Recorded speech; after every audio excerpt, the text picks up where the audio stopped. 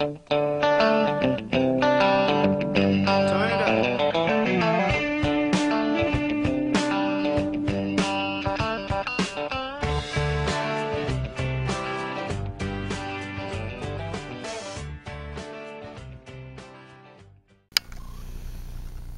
c'est parti. Bon. Nous voilà pour une nouvelle vidéo un peu plus sérieuse que d'habitude. Hein, c'est bien de déconner, mais de temps en temps, faut arrêter aussi. Donc je suis avec mon ami Adrien. Ouais. Le préparateur en pharmacie. C'est ça, avec des diplômes, enfin des diplômes, on va dire plutôt des spécialisations en tout ce qui est herbologie et aromatique, puissance aromatique. D'accord, ok. Donc, L'aromathérapie. tu connais les plantes. Je connais les plantes, moi j'adore ça. Les plantes, ça c'est beau, ça, les plantes. Ah, j'adore ça. Tu m'as dit que tu savais faire ton propre Ricard. Oui, c'est vrai. C'est fabuleux. Tu es C'est un génial. homme qu'il faut avoir sous la main. Donc aujourd'hui on va vous parler, donc il va vous faire une présentation rapide. Enfin rapide, non, ça va pas être rapide. Ça va même être un peu long, peut-être un peu chiant pour certains, on s'en Ouais. fout, hein, les rageux. Ah, ta gueule les rageux là. Donc on a, donc il va faire un petit historique, d'où vient le truc. Depuis quand l'homme en tant que chasseur-cueilleur est connu, puis on va dériver en fait sur l'anthropologie, c'est-à-dire dire depuis quand en fait l'homme qui est habilité en fait en tant que chasseur-cueilleur à cueillir des plantes, s'en servir, etc. Soit pour la nourriture, soit au niveau médicinal. Et après bien sûr on va partir sur ces plantes. Je vais faire un petit interlude sur les modes techniques, à savoir des mots de vocabulaire comme décoction, infusion, voilà, peu importe. Voilà. Incantation. Incantation, non, ça marche pas. Ça marche pas? Non. Ah merde. Tu fais pas des trucs de chaman et tout? Non. Ah c'est dommage. Bon bah, écoute, je vais te laisser la parole et puis d'accord. si j'ai des questions, je vais te poser des questions. Voilà, surtout, des fois ça risque d'être des questions de merde, mais c'est pas grave, voilà, toute question est bonne à prendre comme on dit. Ok.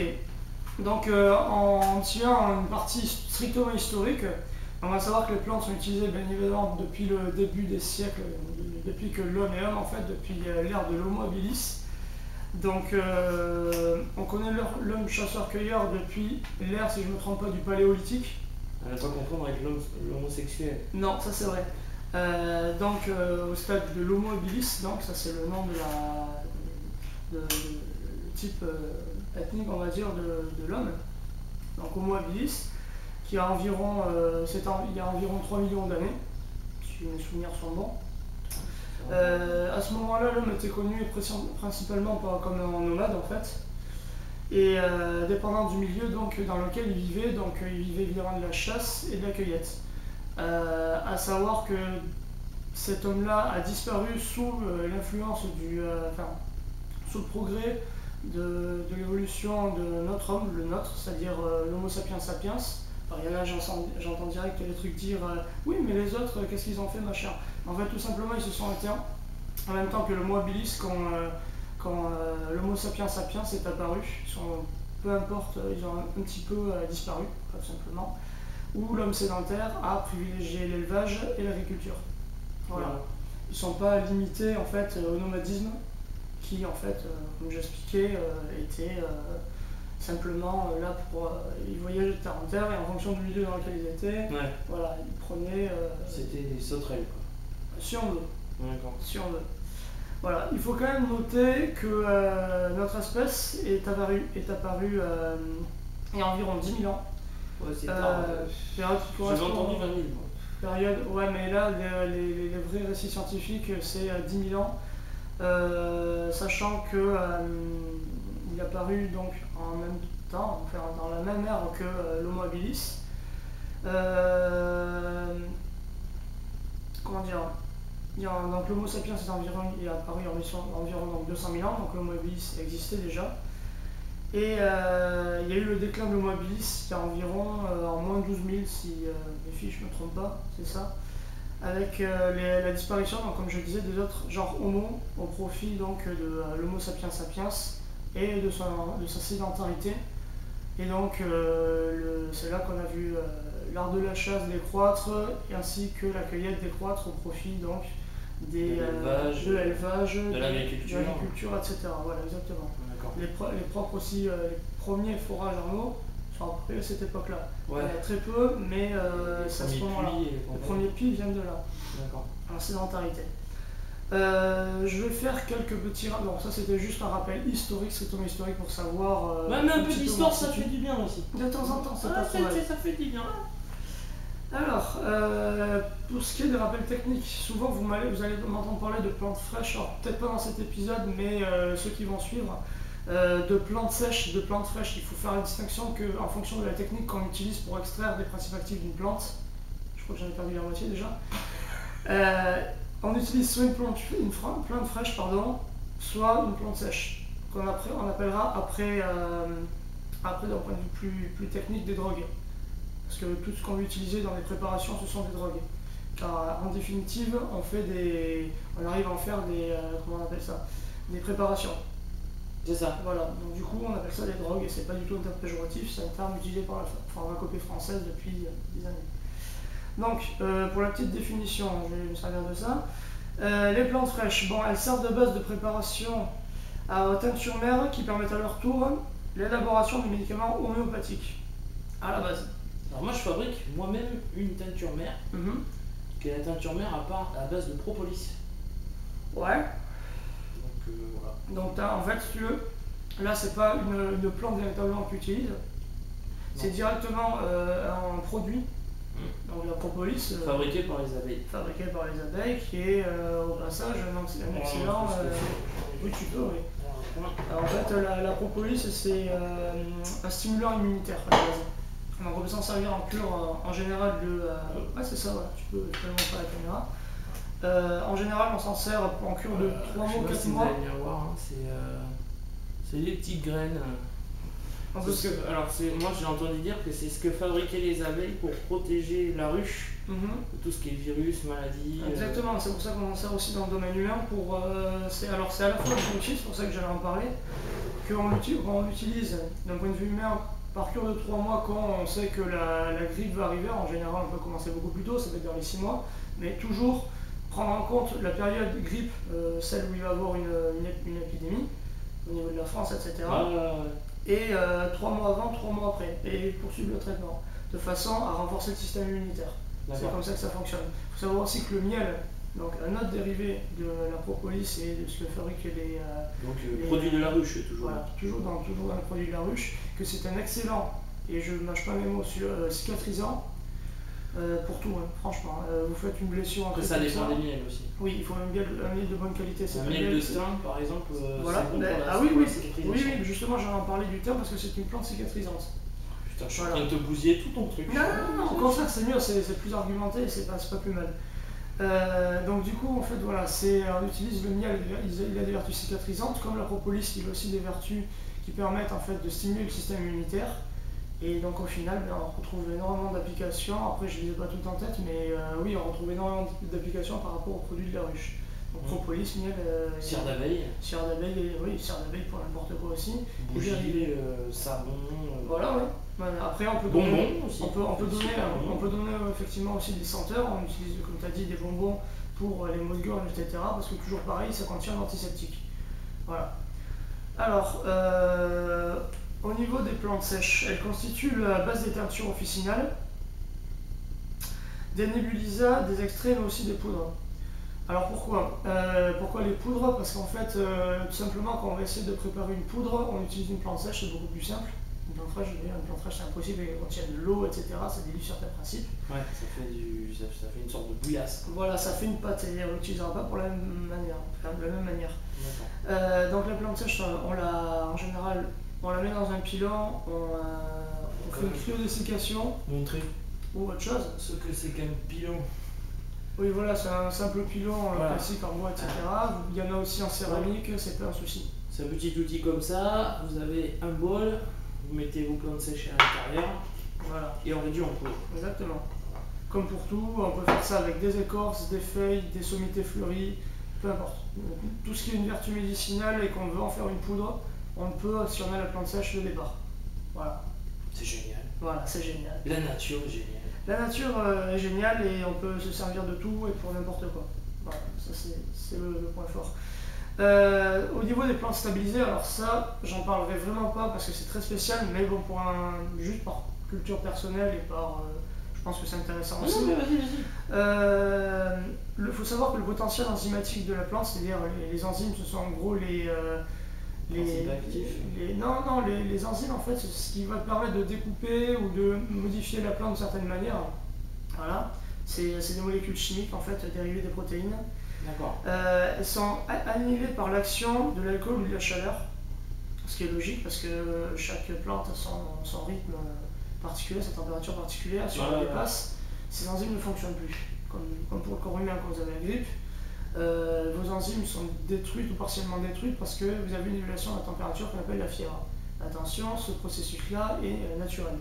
C'est votre corps en fait qui naturellement réagit pour tuer le virus, mais en même temps, il détruit une certaine part des enzymes. Voilà. C'est pour ça qu'on est affaibli. Voilà, exactement. C'est exactement ça. L'alcool, la chaleur, qui permettent la conservation des constituants dans leur état originel. Ces plantes permettent d'obtenir ce qu'on appelle des intrants. Toi, je parlerai un peu plus fort parce que cette caméra, elle a un peu de mal. Je vais parler plus fort. Articule, parle plus fort parce que c'est une caméra merde. Donc, elles permettent d'obtenir, ces plantes-là, ces plantes stabilisées, permettent aussi d'obtenir des intrants. Les intrants, ce sont des préparations dont je vous ferai la définition un tout petit peu plus tard, maintenant, quoi, quasiment. Donc, au niveau de la technique, il n'y a pas de solvant type pour une extraction. Mais par contre, la nature du solvant est quand même assez importante en fonction de la plante qu'on va utiliser. Alors ça peut être une plante ou ça peut être un dérivé animal ou ça peut être un dérivé, je sais pas, minéral. On peut dire un petit peu de tout, mais globalement, c'est soit animal, végétal ou minéral. Les trois grands règnes. Voilà, si on veut faire une pâte, on peut avoir autant avec des produits minéraux. Je sais pas, moi, une pommade à l'acide acétylsalicylique. Mais avant d'avoir l'acide acétylsalicylique, il va falloir.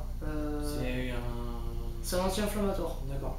Voilà, il va falloir réduire en poudre l'écorce de Salix alba, donc ce qu'on appelle le sol blanc. Voilà. Et l'acide acétylsalicylique, vous connaissez tous, à mon avis, c'est ce qu'on appelle plus communément l'aspirine. Donc un des plus grands anti-inflammatoires qui est sur le marché. Voilà. Avec toutes les précautions qui en découlent.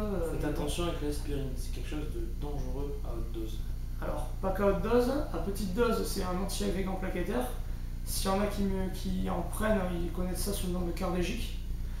S'il y en a qui en prennent pour des maux de tête ou pour des inflammations articulaires ou rhumatismales, on le prend sous forme d'aspirine en 1 g, en 500 mg, en fonction des goûts et des pathologies. Mais globalement, voilà, le cardégique, donc l'acide acétylsalicylique, par jour, c'est 75 à 300 mg par sachet. 75, 150, 300 mg. Et ça c'est ces petites doses que l'on voit en fait l'action anti-agrégant plaquettaire. Donc contre les thromboses et tous les problèmes de cœur. D'accord. Qu'on y voit. Voilà. Je vais un peu approcher la caméra. Vas-y, je t'en prie. En général, évidemment, on utilise l'eau, mais c'est pas une obligation. J'ai pas voulu faire de généralité. Ouais, ne noyons pas les gens sous un terme après, si vous voulez, compliqué. Après, si vous voulez, moi je peux évidemment dire s'il y a des questions. Il y a des commentaires, messieurs, dames. Voilà. Il y a des commentaires dessous, là, comme ça, là. Donc, en fonction de quel ou quel produit on veut extraire d'une plante, par exemple les dérivés flavonoïdes, tout ce qui sert au niveau des jambes lourdes, etc. Ah oui. Il y a des plantes. Comme la jouvence de la souris. Oui, voilà, sauf que ça c'est un actif déjà complet de plantes. D'accord. Voilà. Non, par exemple, une spécialité qu'il y a dans les médicaments, ce qu'on appelle le daflon. Le daflon, en fait, c'est des flavonoïdes issus de certaines plantes. Alors, de tête, là, il me semble juste qu'il y a le cassis, il y a Ribes nigrum. Donc la baie de cassis. Ouais. D'accord, c'est bon pour les jambes lourdes. Ouais, il y a aussi. Des choses qu'on apprend, monsieur, dame. Tout ce qui est dérivé anthocyanique, donc on retrouve dans le vin, avec les tanins, etc. qui sont très bons. Moi aussi, tu vois, j'ai dit un truc après, ça va te plaire. Buvez du vin, c'est bon pour la santé. Bizarre. Au moins un verre de vin rouge par jour. A lot of wine, messieurs, dames. À la bouteille, mais bon, enfin, ça c'est. Comment ça? Si, la bouteille, c'est bien ça. Ça me fait peur. Ça va, ton cœur, c'est. Non, ça va. Ça va, c'est. Ouais. Ok. On peut y aller? On peut y aller. On peut y aller. Donc, au niveau des différents types d'extraction, on retrouve principalement la macération. Donc, tout le monde a entendu parler, mais je vais quand même faire une petite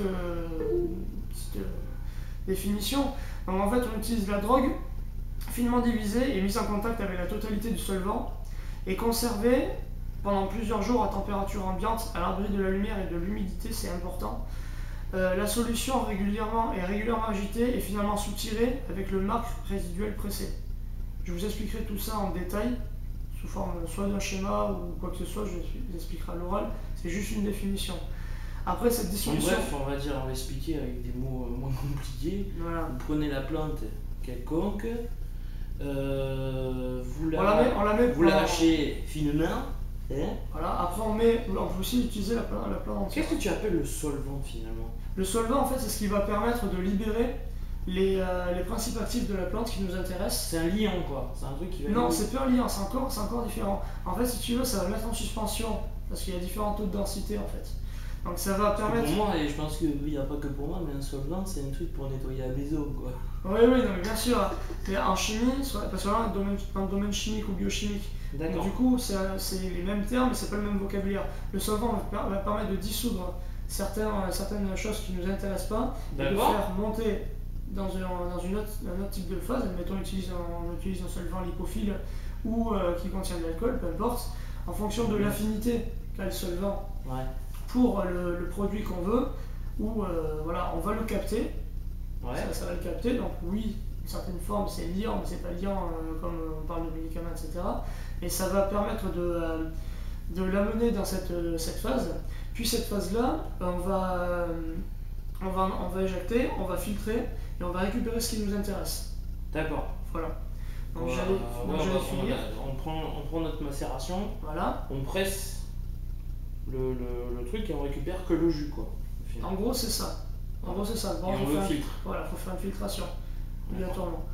Voilà, donc c'est ce que je disais, c'est que la drogue finement divisée est mise en contact avec la totalité du solvant. Donc en gros, tu mets ta plante dedans et tu mets avec ton solvant, tu le conserves pendant plusieurs temps. D'accord. Voilà. Et toujours à température ambiante, c'est les bonnes températures classiques. Surtout à l'abri de la lumière, parce que si on utilise des plantes qui sont sujettes à la lumière, dites photosensibles. Voilà, exactement, dites photosensibles, sauf pour une huile qui s'appelle l'huile de millepertuis. Ça c'est encore spécial. On la garde à la lumière et après pendant un certain temps, enfin un petit peu souvent on l'agite de façon à ce qu'il n'y ait pas des dépôts qui soient au fond, que ça soit assez homogène en fait. D'accord. En fait elle est soutirée, donc c'est-à-dire qu'elle est filtrée et après on récupère le marc résiduel. D'accord. Et après on jette le marc, il ne sert à rien.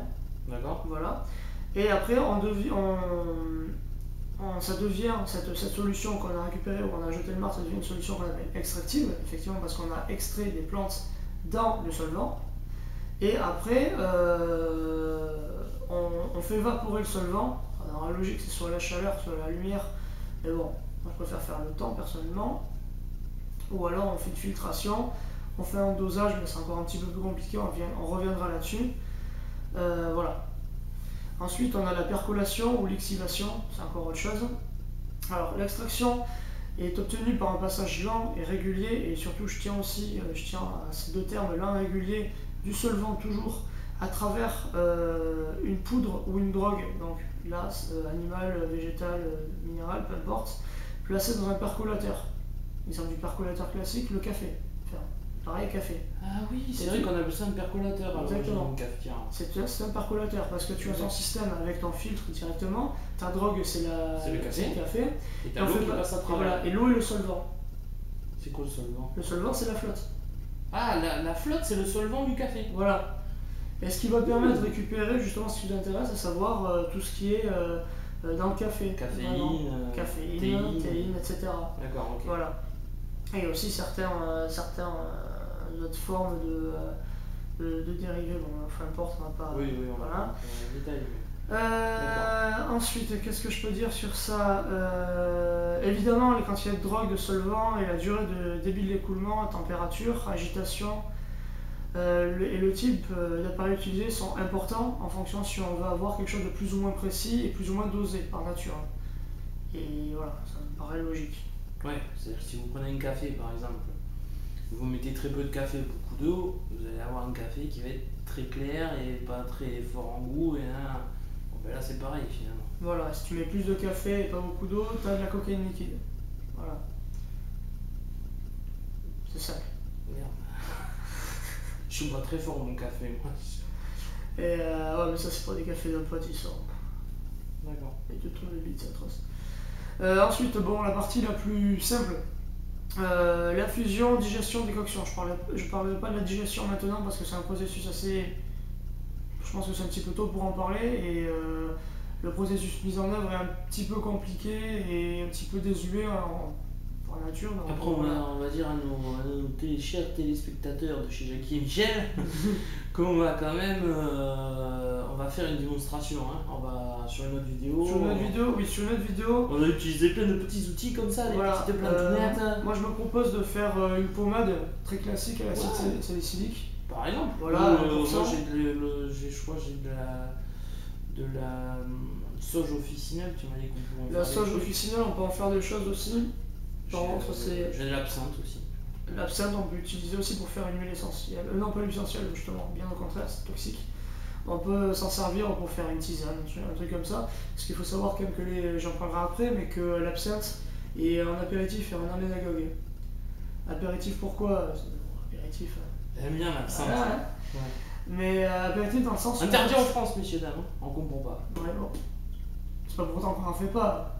Faut pas le dire. Manu, t'as rien entendu. Mais par contre, voilà, ce qui est intéressant, c'est les vertus aménagogues de l'absinthe pour moi et les vertus vermifuges. Ouais.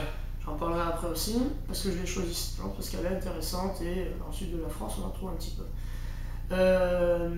Donc, pour finir sur ça en tout cas. Les infusions, ça consiste globalement. Hein, la différence, c'est.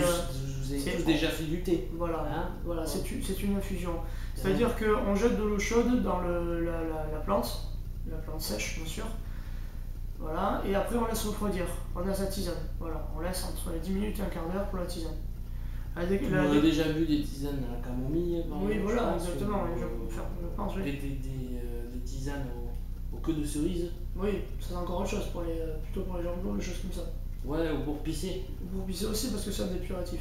Ouais, une fois j'ai eu une chaude pisse, je suis tombé sur une fille un peu dégueulasse, elle m'a plombé la salope.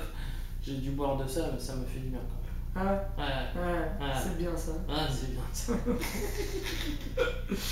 Bon, ensuite la décoction, donc en fait on va dire que c'est un petit peu le même principe, sauf qu'en fait on jette de l'eau chaude directement dans la plante, toujours pareil, et après on laisse bouillir par contre. C'est là la différence entre la décoction et l'infusion. Voilà. C'est-à-dire qu'on laisse refroidir pour l'infusion et on laisse bouillir pour la décoction pendant un certain temps, en général c'est une demi-heure. Voilà.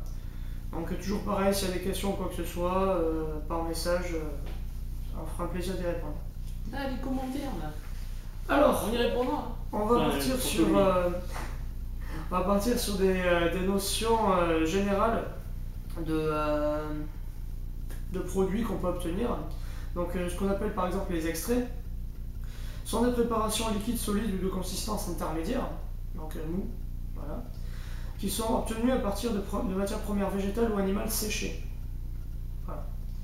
Chaque extrait est défini selon la nature de son solvant d'extraction, donc ce que je vous parle avant, le solvant, c'est le mode opératoire, là il y en a eu quelques-uns, et de sa composition bien évidemment, parce que des fois ça diffère un petit peu. Tous les extraits sont fabriqués en 2 étapes. Normalement la première c'est l'obtention, ce qu'on appelle la collature, c'est-à-dire que la matière première est stabilisée et desséchée, puis subit une dissolution extractive, percolation, macération, à l'aide de différents solvants d'extraction comme l'éthanol, l'eau ou l'éther. Alors pourquoi ces trois-là? Parce qu'en général c'est ceux qu'on retrouve le plus souvent, et que par exemple le café, parce qu'on retrouve très bien, on peut avoir des extraits, je sais pas, de caféine, j'en sais rien. Est-ce qu'on peut se servir d'huile aussi pour faire des... Ça va être... Alors non, ça va être pour la macération. D'accord, lui, Uniquement juste pour macération. pour la macération, ouais. D'accord. Enfin, du moins pour l'obtention de la collature, soit des solvants alcooliques, soit des solvants hydrauliques. Hydraulique, d'accord. Du coup, l'eau. Éthanol, eau, éther. Éther. Voilà, l'éther fait partie de la catégorie des alcooliques. D'accord. Voilà. J'en boirais pas de l'éther, moi. Moi non plus. Enfin, à part si t'as envie de dormir pendant un moment, mais. Ça doit picoter quand même. Ça doit picoter un peu. Il faut savoir quand même d'un point de vue historique, l'éther est utilisé pour, si je me rappelle bien, C'est un anesthésique. c'était un anesthésique utilisé pour l'accouchement de la reine Victoria, si je me gourre pas. Alors là, je suis vraiment pas sûr. Pour le premier accouchement de la reine Victoria, on avait utilisé l'éther pour l'endormir. Ouais. Ce qui est pas bien, mais bon, Parce il que voulait. mordait des gens ou pas? Disons que t'es un petit peu nerveux dans ce. C'est vrai? Je pense. Moi j'ai jamais accouché. Ouais, moi non plus, mais Non, j'ai pas trop envie, mais. Voilà. On Alors, vous laisse ça à vous, mesdames. voilà. Ensuite, il y a l'opération de concentration, de façon à avoir un extrait le plus concentré possible, tout simplement. Alors, on pourra diluer par la suite, finalement. Qu'on peut diluer par la suite, mais bon, après, ça c'est tout à chacun. Il y a des extraits qu'on utilise purs. Hein. Voilà. Alors, il consiste tout simplement à pratiquer sous vide une évaporation partielle ou totale du solvant sous vide. Voilà. Quand on abaisse la pression, on abaisse la température d'ébullition, mais ça c'est physique, c'est logique aussi. Le titre de chaque extrait ou sa concentration en principe actif est déterminé par la pharmacopée, donc ça c'est...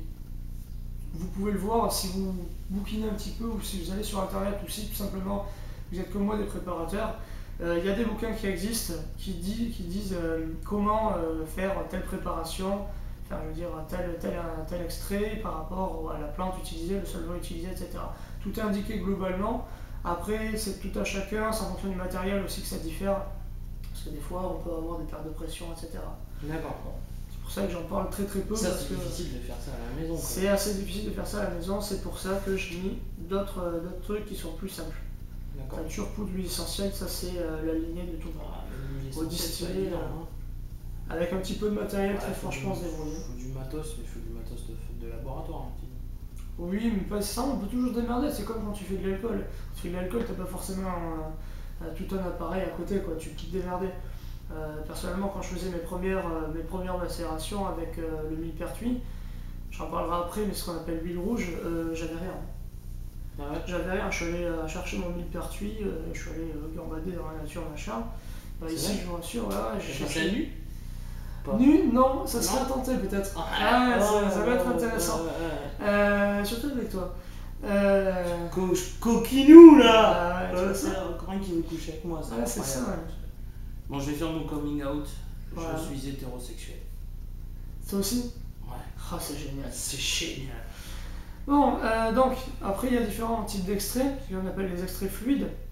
C'est une préparation liquide obtenue par percolation, cette fois, avec l'alcool comme solvant. La remarque que l'on peut faire dessus, c'est que la composition des extraits pour sirop est voisine de celle des extraits pour fluide, mais ça, c'est encore un détail. Il y a aussi les extraits mous. Ils sont de consistance intermédiaire, donc voilà, mou, je sais pas, voilà, la pâte d'amande, voilà, mou, c'est de l'eau, quoi. Voilà, exactement. Ils sont de consistance intermédiaire comme entre l'extrait fluide et l'extrait sec. Ils ne sont pratiquement plus utilisés aujourd'hui, puisqu'ils ont laissé la place aux extraits secs. Alors pourquoi? C'est un point de vue de la stabilisation et du rendement. Plus facile à stabiliser donc. L'extrait sec, ouais, en fait, si tu veux, c'est que l'extrait mou demande plus d'opérations en fait. Ouais, d'accord. Voilà. L'extrait sec, c'est une préparation solide où le solvant d'extraction a complètement été évaporé. Sec. Voilà. Les nébulisas et les lyophilisas végétaux sont des extraits secs spéciaux. Donc c'est une parenthèse encore, mais il faut en tenir compte parce que si on parle de nébulisas, on va dire oui, c'est un extrait sec, oui, c'est un peu spécial. Le mode opératoire n'est pas le même, et donc du coup on les classe quand même dedans parce que ça en est, mais globalement c'est un peu spécial au niveau de l'obtention, donc du coup on est obligé de les classer un petit peu à part. Après, il y a ce qu'on appelle aussi les intrants, qui sont très intéressants. Je pense à l'intrait de marronnier d'Inde, par exemple. Je connais pas. Voilà, qui est très utile en fait pour les problèmes circulatoires. Le marron d'Inde, c'est le marron où tu as la bogue qui a des grosses épines, mais très espacées. Exactement. Mais celui-là, quand j'étais petit, on me disait que c'était du poison. Non, en fait, c'est la bogue que tu as qui contient ça. Le fait que tu vas faire un attrait, c'est-à-dire que si tu reviens un petit peu avant que tu m'écoutais, Oui, je t'ai écouté. Ouais. tu vas voir qu'on te dit de faire une collature, puis voilà, il existe par ailleurs des entrées, ce sont des préparations spécifiques d'extraits pour lesquelles la collature subit un traitement particulier de dégraissage, alors ça c'est encore autre chose, ou de suppression de sueur. Un trait marronnier, on l'utilise par percolation.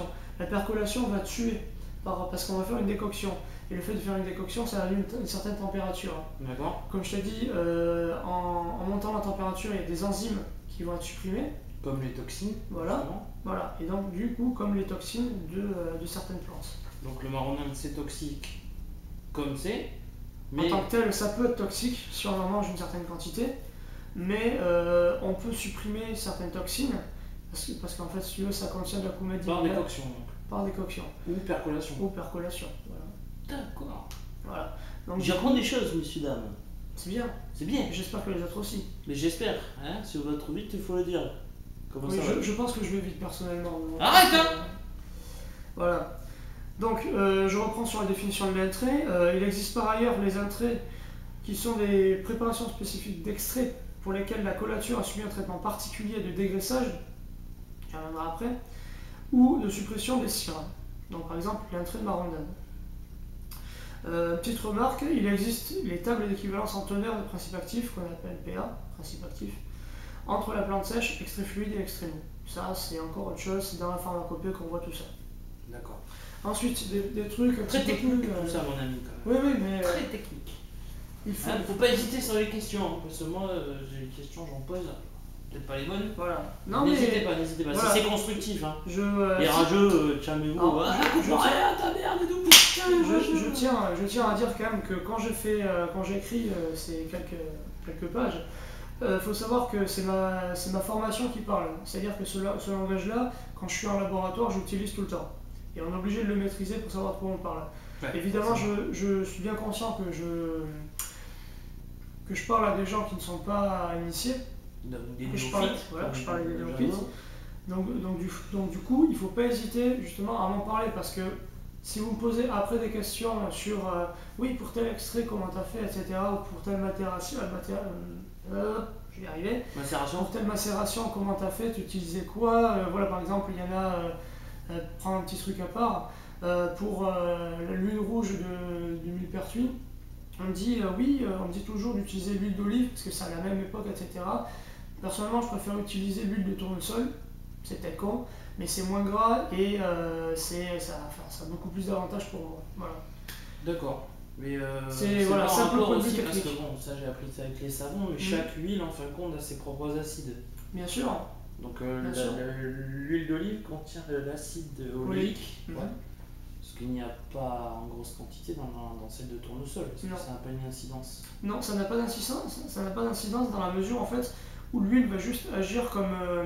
en fait, si tu veux, c'est... Comment on expliquer ça simplement, ça va juste servir de support, tu vois. C'est juste quelque chose pour amener le principe actif. D'accord. Il va pas soigner lui-même, ce qu'on appelle un adjuvant en fait. D'accord. Voilà, c'est quelque chose que tu dois te servir juste pour amener le principe actif, l'étaler, etc. Voilà, c'est les excipients, les adjuvants, etc. Normalement, on ne fait pas de réaction, à part pour certains médicaments où il y a des intolérances. Ou des allergies. Ou des allergies, ce qu'on appelle des intolérances, très minimes et souvent très facilement traitables, au lactose, au galactose, choses comme ça. Voilà. En général, c'est minime, c'est pour ça qu'on utilise maintenant de plus en plus dans l'industrie pharmaceutique de la cellulose, qui n'a aucune incidence et j'ai jamais vu d'intolérance à la cellulose. C'est du papier, ça? Ouais, c'est un dérivé du papier. En fait, c'est un os, donc un glucide, sucre, dérivé des plantes en fait. Voilà, c'est la cellulose, c'est le constituant majeur de tout ce qui est plante. Ouais, d'accord. Tu vois, les feuilles, etc., c'est bourré de cellulose. D'accord. Voilà, tout ce qui est, globalement, tout ce qui est végétal est constitué de cellulose pour la rigidité, sur les feuilles, pour capter un maximum de lumière, etc. Voilà. CO2, non, mais ça, après, c'est juste le tissu de soutien, tu vois, que je te parlais. D'accord. Ça n'a pas vraiment de rôle particulier, c'est juste le tissu de soutien, voilà. Donc, les teintures. Les teintures sont des préparations liquides. On est toujours dans le liquide, hein, c'est ça. Généralement obtenues soit à partir d'une partie de drogue végétale pour 10 parties de solvant. alors végétal ou animal, ça dépend, soit à partir d'une partie de drogue végétale pour 5 parties, enfin végétale ou animale encore, soit pour 5 parties de solvant d'extraction. Vous me dites si vous perdez. Articule un peu plus, t'as été très vite. Ouais, donc Ouais. je reprends. Reprends. Alors, les teintures sont les préparations liquides, généralement obtenues soit à partir d'une partie de drogue végétale ou animale pour 10 parties de solvant d'extraction. C'est comme le Ricard, un volume d'eau, Un volume de volume Ricard. Un volume. Normalement c'est 6, mais toi tu le bois à la Marseillaise. Ouais, mais c'est moi, tu vois, l'entraînement, tout ça. Ah ouais, c'est vrai. Un volume d'eau, un volume d'eau. Un volume d'eau, un volume d'eau. Bon, en tout cas, pour. Juste un glaçon aussi. Oui, ben moi j'aime bien juste un glaçon, c'est sympa, ouais. C'est sympa. Donc, les teintures, pour faire simple, c'est soit une partie de drogue végétale ou animale, une partie de solvant, ou une partie de drogue végétale ou animale, 5 parties de solvant. Voilà. En ce qui concerne les poudres, leur élaboration repose principalement sur un séchage préalable, donc comme je vous ai dit, animal, végétal ou minéral. Prends ton temps. Parce que c'est allé très vite là. Ouais. Vas-y, prends ton temps. Articule bien. Articule. Alors, l'élaboration des poudres repose principalement sur un principe de dessiccation et de séchage des drogues au préalable. Je m'explique. En gros, vous avez votre plante, vous avez votre minéral, vous avez votre partie animale, peu importe. Avant tout, il faut la sécher. Ensuite, elle passe au martier, au pilon, ou à ce que vous voulez, au moment où ça l'écrase. Et après, vous bourrinez comme un porc dessus, vous arrivez à une poudre. Pour que ça soit le plus efficace possible, dans des gélules, etc., pour en mettre le maximum, bien sûr tout en respectant certains dosages, que je dirai après aussi, dans une autre vidéo, peu importe. On n'est pas obligé de prendre ça en gélule. On peut pas le prendre en gélule, enfin c'est pas obligé, mais on peut le prendre aussi en comprimé, en ovule, ça dépend, il y a plein de trucs. On peut pas le sniffer. C'est pas recommandé. Voilà. Donc voilà. Pour ça, il faut arriver à la poudre la plus fine possible. En général, ce que j'utilise moi, c'est le pilon, parce que on voit très vite, on apprécie très vite la finesse de la poudre. Ouais, exactement. Et donc du coup, on peut travailler là-dessus. Ensuite, au niveau du séchage, on peut utiliser une méthode qu'on appelle la cryodessiccation, c'est-à-dire une dessiccation par le froid.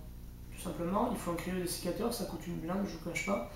Moi, ce que je préfère faire pour les plantes, parce que j'utilise majoritairement des plantes, c'est tout simplement les faire sécher à l'air libre.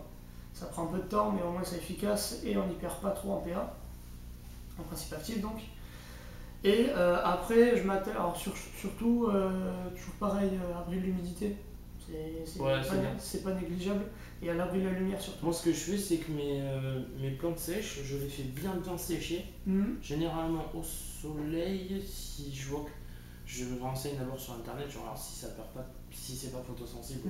C'est ce qu'il faut faire. Donc je les fais au soleil, donc je les mets sur un tamis, je les laisse bien sécher, ensuite je les récolte et je les mets en pot en verre. C'est sous vide. Pas sous vide, je peux pas faire hermétique, mais hermétique. Voilà, hermétique c'est bon.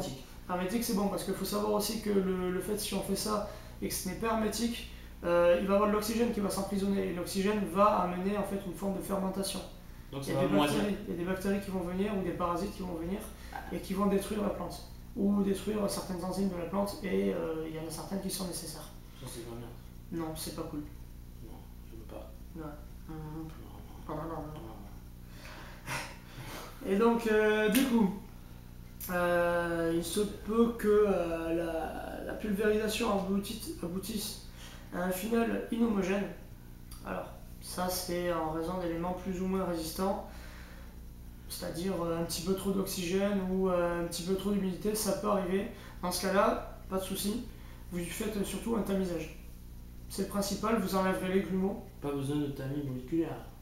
Non, un grumeau ça suffit, on reste quand même dans le macroscopique, donc un tamis moléculaire, non. Mais tu fais ça juste avec un tamis classique, t'en trouves un petit peu partout, pour une quinzaine d'euros à peu près. Je paye moins cher, tu t'es fait baiser. Non, moi je l'ai eu par le CFA. Enfin, ils savent pas, mais je l'ai eu par le CFA. Ah ouais. Voilà. C'est pas qui nous écoute. Merci. Merci. Et non, mais tout ça, ils partent à la poubelle, alors je m'en fous. Ouais. Et à faire. Foiré. Et ouais, ils jettent un peu tous, un peu. Voilà. Ouais, c'est incroyable ça. Bah, on m'en parle pas parce que bon. Gaspillage. Hein. Ah oui, complètement. Moi, tu foutrais des talboches Grosse comme ça là, dans la gueule. Tu la sens quoi. Putain. Et voilà, donc surtout si ça vous arrive, parce que le poudre, je pense que c'est le plus facile à faire, c'est-à-dire on prend une plante sèche, enfin on prend une plante. Puis c'est fraîche ou pratique sèche. quand t'as besoin de mélanger plusieurs plantes finalement. Ah oui, Tu mets tout complètement. en même temps dans le bordel. Ouais, on peut faire gaffe au type de plante et il faut voir s'il n'y a pas d'interaction entre elles. Toujours pareil. Ouais. Voilà. Faut prendre garde à ça aussi parce que par exemple, je sais pas, vous allez mélanger, admettons, je vous parlais un jour du camphre et, je sais plus, et du menthol. Vous allez trouver un truc bizarre. Bizarrement, ça va pas faire de poudre. Ça va faire un espèce de mélange qu'on appelle le mélange eutactique. C'est un mot encore un petit peu savant. En gros, ça va faire, il va avoir un dégagement de chaleur, logique. Bon, ça va pas fumer, hein. Il va avoir un dégagement de chaleur, ça va devenir, ça va avoir une consistance gélatineuse. C'est tout à fait normal, mais en fait, il faut continuer avec cette pâte-là À touiller. à touiller. Et de toute façon, vous aurez au maximum que cet aspect pâteux. Mais ça sera très C'est pas intéressant. qu'on utilise ça, le mélange menthe-camphre, vraiment pour se chauffer Non, les pas yeux. sûr. Ouais. Exactement, j'allais dire. Tu m'as Je suis encore court-circuité. C'est ça. Je suis une grosse salope. Exactement, je sais que t'es une grosse salope. Ouais. Et donc du coup, voilà, c'est un des seuls cas dans lequel ça arrive, enfin du moins à notre niveau, quoi. Donc ensuite, les huiles essentielles, ça sera très intéressant parce que je vais beaucoup en parler dans la partie qui suit. Alors moi j'en utilise beaucoup. D'ailleurs il m'en reste pas beaucoup. Je vais te montrer quand même. Ouais, je veux bien. Ce que j'ai un petit peu, tu vas voir. Parce que j'en utilise beaucoup dans les savons, franchement. Ouais. Après, il y a tout, là t'as du cèdre atlas. Amande douce, ouais. Là c'est un mélange là. C'est drôle. Eucalyptus, lavandin, menthe poivrée, orange. Ouais, alors ça c'est pour tout ce qui va être affection bronchique. Voilà. Enfin moi je m'en sers surtout. De toute façon, toutes ces plantes-là, je les ai mis dedans. Voilà, t'as Voilà. pomme verte. La pomme, ouais. Non, C'est un coup de fer, mais bon, après voilà. Mais plutôt pour les. Cannelle.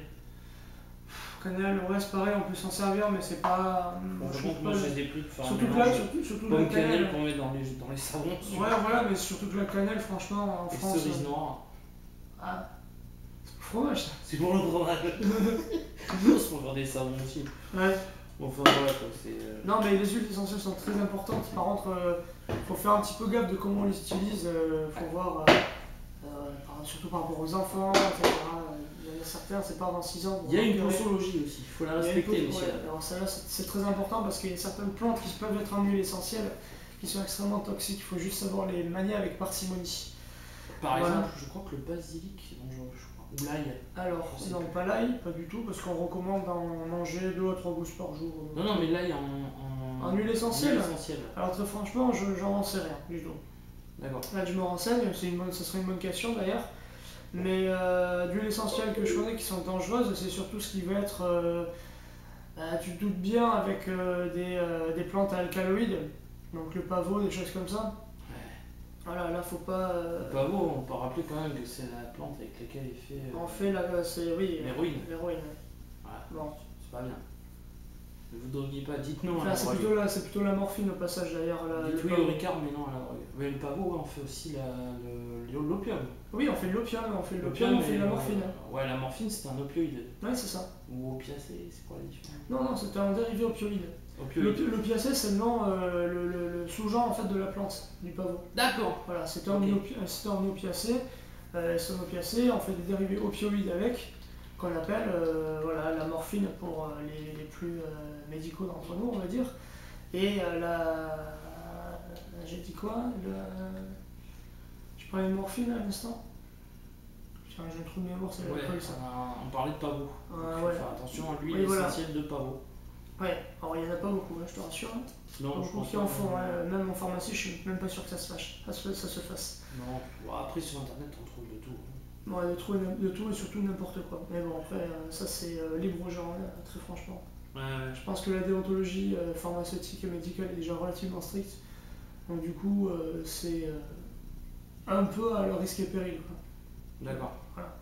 Donc, ce qui concerne les huiles essentielles, je vais revenir un petit peu sur le sujet.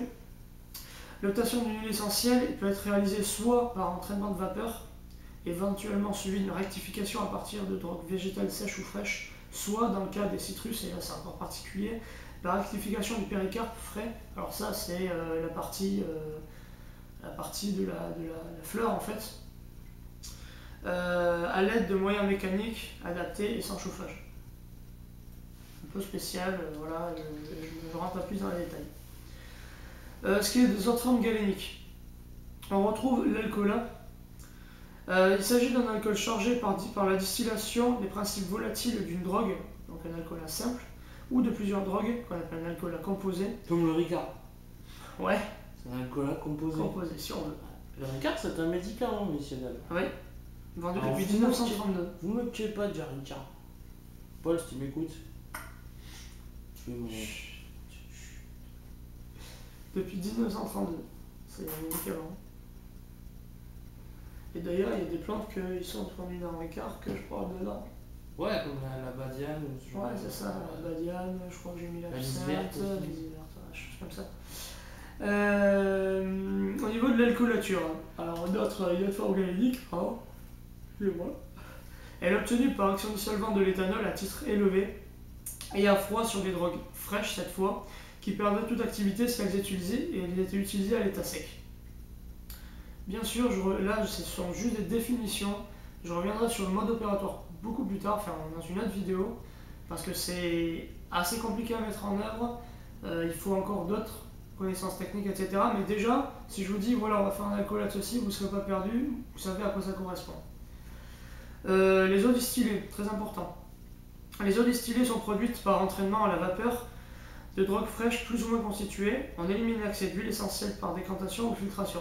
Décantation, encore un autre mot. La décantation s'utilise, c'est une opération qui consiste en fait à mettre... Décanter. Ouais, il faut savoir encore ce que c'est que décanter. On utilise une ampoule à décantation, une ampoule spéciale, dans laquelle on a le solvant et Ah, mais les buveurs de vin, vous savez ce que ça veut dire décanter quand même. Hein? Les buveurs de vin. Oui, oui, pour nous, oui. Quand même. Oui, mais Hein? eux, je sais pas. C'est parce que c'est une carafe à décanter. Non, mais oh! Merde! Non, mais quand même! Oui, mais merde, quand même. Merde, quand même! Je suis quand même proche du Saint-Émilion! Oh putain. Bon, voilà, en gros, la décantation, c'est un principe très simple. On utilise une ampoule à décanter ou une carafe à décanter, d'abord. Bon, si on veut quelque chose si on veut une eau distillée, il faut quand même utiliser une ampoule. Une ampoule. Une eau distillée? Ouais, une eau distillée de rose, une eau distillée de fleurs d'oranger, voilà, choses comme ça. Moi j'utilise l'eau distillée mais pure, par exemple pour faire des savons ou pour faire de l'argent. Oui, bien sûr, bah oui, ça t'évite tout ce qui est phénomène d'à côté, quoi. Par contre, c'est une eau pure. Oui, c'est de l'eau C'est pure. juste En fait, H2O, il n'y a pas d'oligo-éléments. voilà, c'est de l'eau pure et voilà, il n'y a juste pas d'oligo-éléments. Alors surtout pas la boire, quoi. Parce qu'au niveau des reins, vous allez prendre cher, quoi. Ah ouais, non, ça Mais voilà, sinon elle a des vertus pour la préparation de tout ce que je viens de vous citer là. En fin de compte, dit simplement, le distillé c'est de l'eau, c'est la. On va dire qu'on a mis quelque chose à bouillir, on a mis quelque chose au-dessus pour récupérer la vapeur d'eau, et c'est la vapeur d'eau qui est récupérée. Voilà, exactement. Voilà. Seulement il y a un solvant qui entre pour piéger justement cette vapeur d'eau. Ces choses, non, les choses indésirables déjà. Ah, donc tout ce qui est. Si on fait ça avec de l'eau du robinet, ça va être les chlores. Et... Voilà, exactement. C'est pour piéger tout ça de façon. Voilà, exactement, de façon à la rendre pure. Donc on peut utiliser par exemple avec du charbon, on peut faire. On peut distiller. Alors dans la logique, si le principe me revient, dans la logique, si on peut arriver à le faire. Ouais. D'accord. Dans la logique. Mais il faudrait que je me penche encore un petit peu sur la question. Je sais pas très bien. Intéressant. J'ai pas très bien potassé le domaine, mais je connais un petit peu le truc. J'ai fait, par exemple, pour dire, j'ai déjà fait de l'eau de fleur d'oranger ou de l'eau de fleur. Je déteste la fleur de rose. C'est simple comme bonjour, quoi. Tu veux faire de l'eau de fleur de jasmin? Ouais. Ça va sentir hyper bon, ça. Ça sent super bon, mais par contre, il va te falloir pas mal de jasmin. De fleurs de jasmin.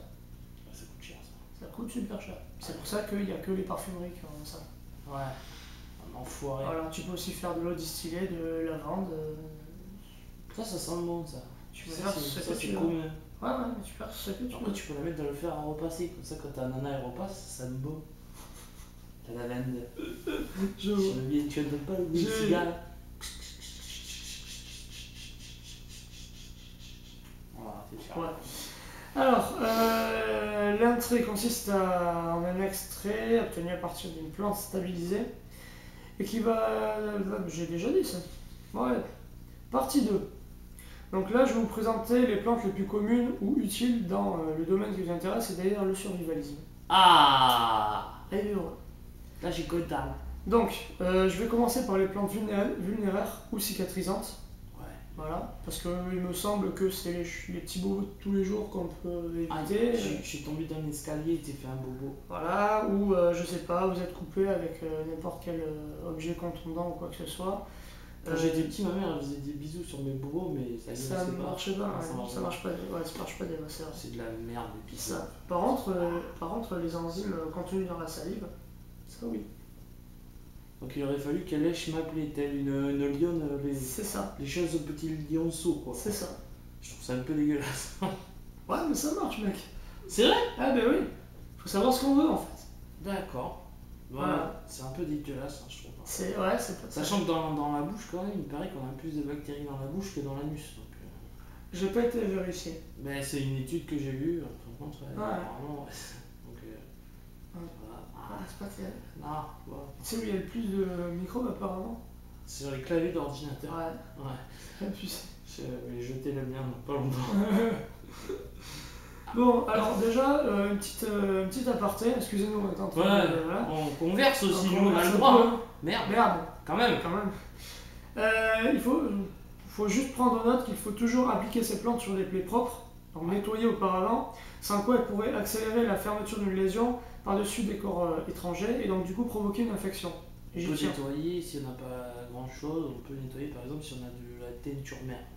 On peut faire un petit nettoyage à la teinture mère. Non, moi je préfère... Teinture d'iode peut-être. Un teinture d'iode c'est encore autre chose et puis tu vas pas donner ça à un hyperthyroïdien. À quoi? Un hyperthyroïdien, quelqu'un qui a déjà... C'est quelqu'un qui m'insulte ça?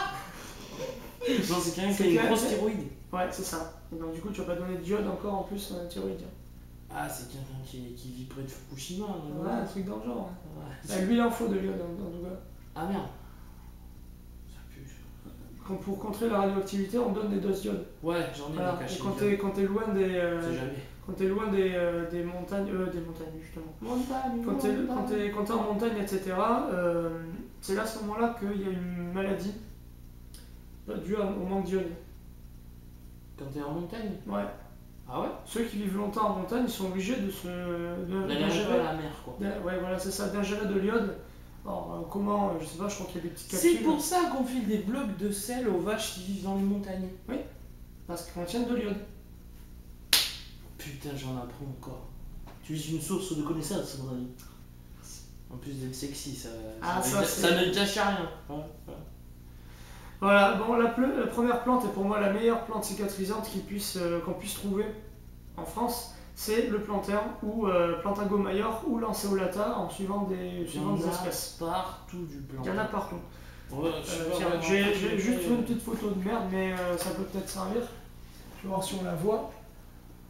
Ah non, on voit rien, c'est cool. On voit pas grand chose. On voit pas grand chose. Ce que je vais faire, c'est que je vais voir avec mon monteur, parce que j'ai un monteur. C'est quelqu'un qui fait du très bon boulot. Seb d'ailleurs, tu m'écoutes? C'est toi le plus sexy. Qui va nous mettre des petites images. En fin de compte, à chaque fois que tu vas parler d'une plante, hop! Petite image qui va apparaître comme ça. Tu vois, petite image de la plompounette. Ouais, c'est bien ça. C'est pas Je mal. laisserai ça d'ailleurs. Ouais. Non, Voilà. mais j'ai gardé je l'ai enregistré ce que tu m'as passé. Ok, nickel. Ah ouais. Ah oui, je vois ça. Ouais. Non, c'est pas toi ça. C'est encore ça. Ça, c'est un truc en vraiment, je voulais voir c'est le centre anti-poison de l'île. Enfin, je voulais Ouais, voir que ouais. l'huile essentielle était dangereuse. Mmh. En fin de compte, ils sont cons, ils ne disent pas quelles sont celles qui sont dangereuses, mais celles qui sont les plus couramment utilisées. Ouais, bon bref. Donc le Ouais. plantain. Comme je disais, c'est le cicatrisant le plus polyvalent qui existe. Ouais, là. Le plantain favorise la guérison rapide de toute forme de plaie ou d'inflammation. Pour ce qu'il fait, il resserre les tissus, soulage de la douleur, de la démangeaison de type piqûre d'insectes ou d'hémorroïdes, ça peut arriver. ceux qui boivent beaucoup, comme moi. T'as des hémorroïdes? Non, j'en ai pas, mais je bois beaucoup. Moi aussi, ouais. C'est con, Ouais, je sais.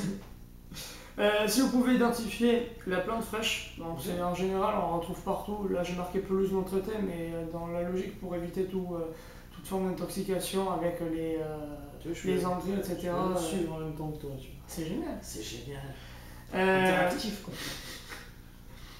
voilà, donc vous pouvez trouver un petit peu partout, très franchement dans tous les jardins ça se trouve quoi. Partout, ça pousse comme du chien dans cette salle. Ah ouais, ça c'est clair.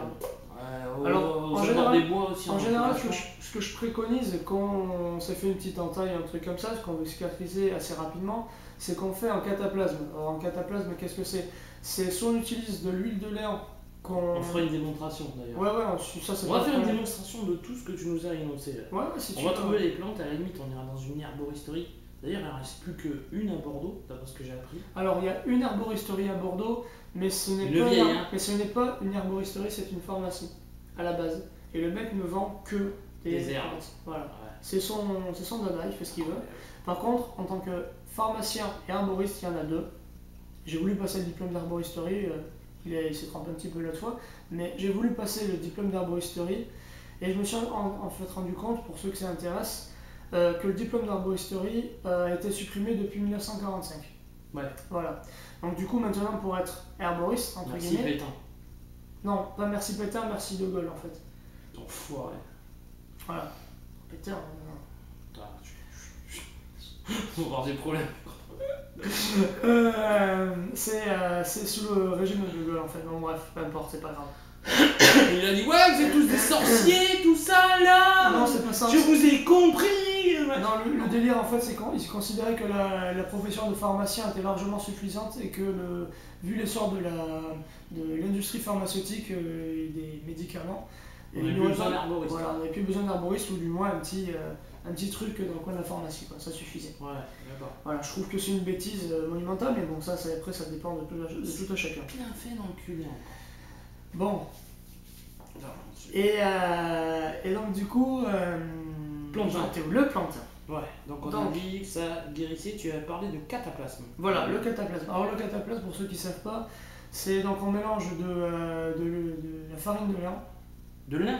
Ouais, de lin, ouais. Oh, ça doit pas être évident à trouver ça. Ah, il y en a, si, à ma pharmacie, il y en a eu. Ça coûte combien au kilo, ça? Au kilo, je crois que c'est entre 4 et 5 euros le kilo. Attends, bouge pas, on va regarder. Vas-y, continue. Voilà, entre 4 et 5 euros le kilo. Donc en fait, la préparation consiste à mettre de sa farine de lin comme ça à la pétrir, etc. Et à rajouter donc de l'eau pour arriver à une consistance assez molle, etc. Puis à ajouter notre principe actif, une plante fraîche, à savoir le plantain, qu'on aura auparavant pré-mâché. C'est important, ça, pardon, de façon à libérer justement tous les principes actifs. Tu veux dire qu'il faut mâcher le plantain? Ouais. On peut le faire aussi naturellement. Quand j'étais petit, je m'en souviens, j'en ai goûté. C'est pas bon. C'est dégueulasse. Ah, je sais, c'est pas bon. Mais pour moi, je vais tenter franchement la moitié des blessures. Quels sont les médicaments qui sont bons à manger? Ouais, pas terrible. Généralement, c'est pas. Non. Enfin bon. Et tout ça pour dire que personnellement, je me suis soigné, toutes mes petites blessures ont été soignées au plantain simplement par pré-mâchage et par application directe. Tu mâches ton plantain, voilà, et je le mettais directement. Tu prends la pâte que tu as obtenue avec ta salive, voilà, et tu l'appliques directement. Voilà, par contre, après le cataplasme peut être aussi une solution. Sans déconner, vraiment, il peut laisser ravi après ça. Et franchement, si vous êtes dans la nature, vous avez pris votre plantain comme ça, vous l'avez mâché, vous l'avez mis sur une blessure, commentez, moi je vous offre un Ricard. Voilà. Et il va falloir des bouteilles. Il va falloir des bouteilles. Il va falloir que vous me le prouviez aussi. Hein. Me prenez pas pour un Mickey, hein, mec. Oh. Voilà, donc par rapport aux effets, il tire le poison, parce qu'il y a les poissons, non, les corps étrangers et la chaleur vers l'extérieur. Alors ça c'est pour le côté un petit peu, je sais pas comment dire, il tire le poison, bon, et la chaleur. C'est en fait, en gros, si vous voulez, une action astringente, cicatrisante et à la fois antiseptique. Voilà, c'est pour ça qu'on dit qu'il tire le poison. Et il soulage et guérit rapidement. Il a aussi quelques petites vertus antalgiques et anti-inflammatoires. C'est vraiment très minime. Pris par voie interne parce que c'est aussi possible. Ouais, c'est à peu près 5 € le kilo. Ouais, c'est ce que je te disais. Enfin, Le plantain est utile en cas de troubles chroniques des muqueuses respiratoires ou digestives, donc le rhume des foins, l'asthme, la toux. la chiasse. Non, la sinusite, l'ulcère, on peut retrouver certaines fois les diarrhées. Ah, j'ai un ulcère du duodénum. Tu veux dire que ça me ferait du bien si par exemple j'ai une crise? Tu manges du plantain. Je mange du plantain. Ouais. Comme ça, plein Comme de ça. bougies comme Voilà. ça. C'est Et bon, voilà. ça, c'est bon ça. Et par exemple, il y a Qu'est-ce aussi. qu'il faudrait que je mange? La fleur donc? Ouais, par contre, c'est la fleur, effectivement. Ouais, donc pas la feuille. Non. La Enfin, feuille, pas je peux la faire de la salade. La feuille, t'en fais ce que tu veux. Oui, c'est comestible. Tout est comestible dans tout ce que j'ai mis, quasiment tout est comestible. D'accord. Voilà. Ensuite, toujours par voie interne, le plantain neutralise et élimine les poisons et toxines qu'il rencontre dans le corps. C'est intéressant pour les personnes qui souffrent de troubles de la peau en cas d'empoisonnement aux métaux lourds. Ça, c'est un peu spécial. Et ouais, si vous avez un petit saturnisme qui traîne là. Voilà. Plantain. Et puis voilà. Alors, dans ce cas-là, il faut prendre le plantain sous forme de teinture ou sous forme d'huile infusée ou en onguent. Onguent, je l'expliquerai après, c'est vrai que j'ai pas défini. En gros, oui, c'est une crème. Une crème. Voilà, c'est un vieux terme utilisé pour dire une crème. Voilà. Passer la crème. T'aimes bien, je te passe la crème dedans. Ouais. Partout. Alors, le millepertuis ou Hypericum perforatum, parce qu'il y a différentes, il faut savoir qu'il y a différentes, il y en a même des vingtaines, des trentaines de genres d'Hypericum. Répète le nom parce que je vais aller super vite. Hypericum perforatum. Parce qu'on parle du millepertuis. En gros, si vous voulez, ce que je vous expliquais, c'est qu'il y a plusieurs dizaines de genres, enfin de sous-genres de cette espèce. Il doit même y avoir des OGM. J'en sais rien, mais ce que je sais, c'est que dans la nature, il y en a au moins une vingtaine qui existent. D'accord. Voilà. Donc du coup, celle qui nous intéresse, c'est perforatum et pas une autre. Surtout, j'y tiens. Je mettrai une petite photo encore ici. Voilà. Ouais. De toute façon, il y aura aussi des vidéos dans la nature où, bon, on n'en trouvera pas, mais je trouverai une fleur de millepertuis d'Hypericum perforatum et je vous montrerai les choses. On peut trouver ça où d'ailleurs? En pharmacie, tout simplement. Mais ça, tu peux pas dans la nature. Si, il y en a, mais dans le sud de la France et centre. Donc sud-ouest, il n'y en a pas. Après, sud-ouest, si, on peut en trouver, mais dans des élevages, des fois, quelquefois, quand je vais chasser, j'en vois quelques-unes, tu vois, des petites implantations. Donc ça, tu prends des élevages de quoi Parce qu'il y a des élevages de millepertuis. Ah, ils font du. Ouais. Donc on peut le faire pousser chez soi. Ouais, ça tient, hein, ça tient vraiment. D'accord. Voilà, on serve n'importe quoi. Intéressant. J'ai vu des comment ça s'appelle, des parcs entiers à côté de chez Sanofi à Bordeaux, je sais pas si vous connaissez. Sanofi, ouais. Sanofi à Baptiste. Derrière, ils ont. Saint-Loubès. Voilà. Derrière, ils ont tout un parc avec des arbres qu'on appelle des ginkgo biloba. Ginkgo biloba, ouais. Voilà, merci ma prof de m'avoir. Le fameux tonique. Voilà. M'avoir fait retenir ce nom. J'en ai chié pendant 2 ans. Donc, qu'on appelle aussi l'arbre aux 1000 écus. Elle va être contente si on regarde cette vidéo, je ressors tout, quoi. Génial. Et Vous savez comment? Madame Maufré. Madame Maufré, si tu nous écoutes, bisous, hein. Ah. Et voilà. Et donc, du coup, l'arbre aux 1000 écus, qui on en voit aussi un petit peu partout maintenant en France, ou du moins, c'est surtout le laboratoire pharmaceutique qui l'utilise. Donc, le ginkgo biloba. Ginkgo biloba, ouais, parce qu'en fait, si tu veux, cet arbre-là, donc l'arbre aux 1000 écus, et contient des toniques et contient des principes actifs qui agissent en fait sur la sénescence, c'est-à-dire le fait en reversable que le cerveau vieillisse moins vite. Voilà, il y a une certaine tonicité au niveau cérébral. Aux gens qui aient un petit Alzheimer par exemple. Voilà, par exemple. Du ginkgo quoi. Voilà, exactement. T'as pris ton ginkgo? Je sais plus. Ton ginkgo là, bâtard. Voilà, c'est ça. Ouais. Donc pour le millepertuis, parce qu'on s'éloigne de plus en plus, donc le millepertuis perforé, Hypericum perforatum, donc, est utilisé en médecine depuis plus de 2400 ans. 2400 ans, les amis. Donc ça commence à faire. Avant Jésus, hein, quand même. Ah ben ouais. notamment sous la forme dont je vous parlais, donc de l'huile rouge. Alors je vais vous expliquer, j'ai voulu faire un petit aparté sur la préparation parce qu'elle est très intéressante et très utile.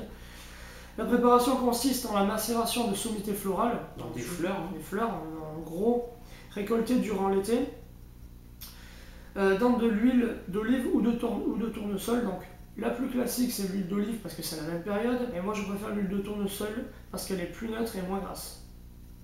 Simple point de vue. Il suffit de laisser la bouteille au soleil durant 3 semaines. C'est moins cher. Oui. Moins cher. Oui aussi.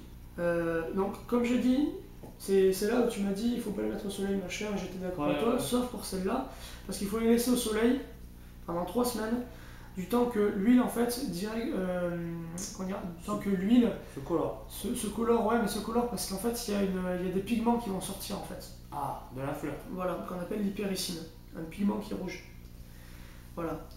C'est une fleur qui d'habitude est jaune d'ailleurs, si je me trompe pas. Oui, la fleur est jaune en fait et le pigment, l'hypéricine est rouge. Et c'est à ce moment-là que quand on voit ce pigment rouge sortir de la plante et colorer donc l'huile, que toutes les vertus anti-inflammatoires, cicatrisantes et antalgiques apparaissent. C'est-à-dire que c'est vraiment, ça peut faire un espèce de petit...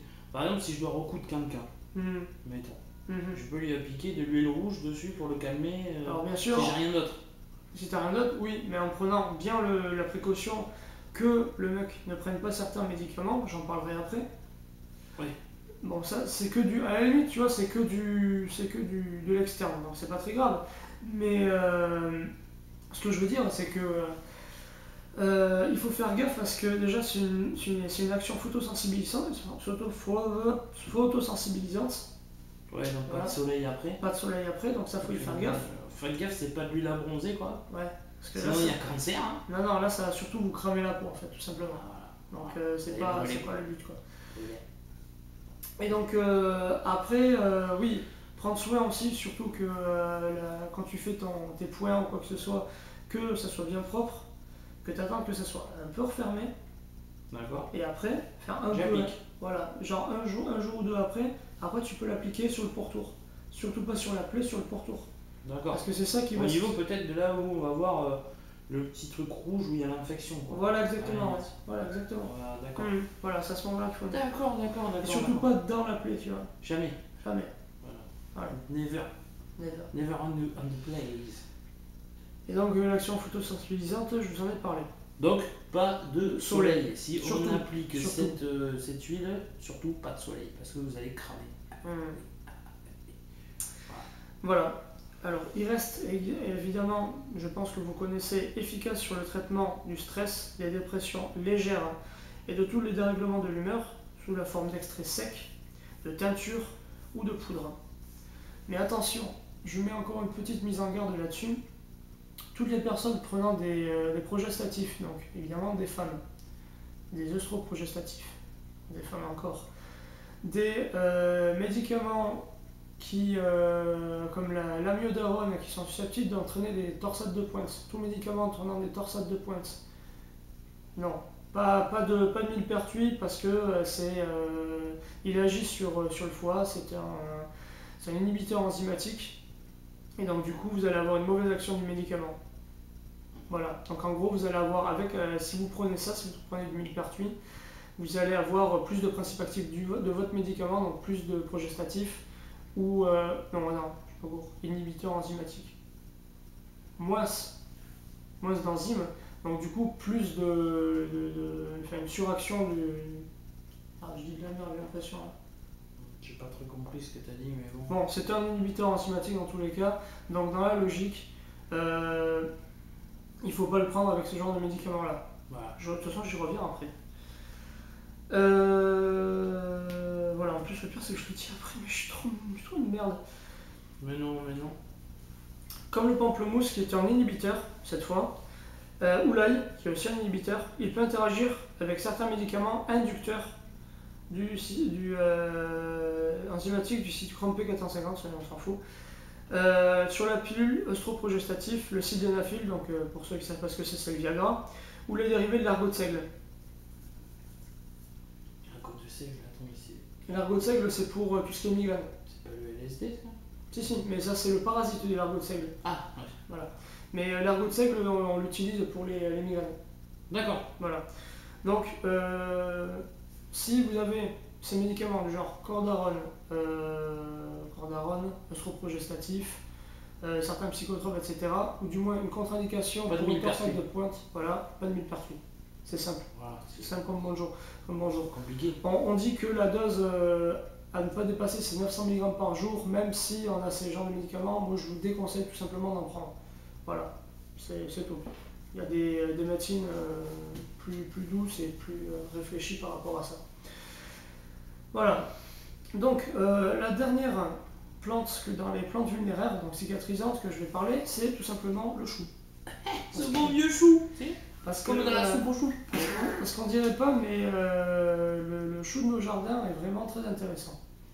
Donc on parle du chou-fleur ou du chou-chou? Du chou. Brassica oleracea.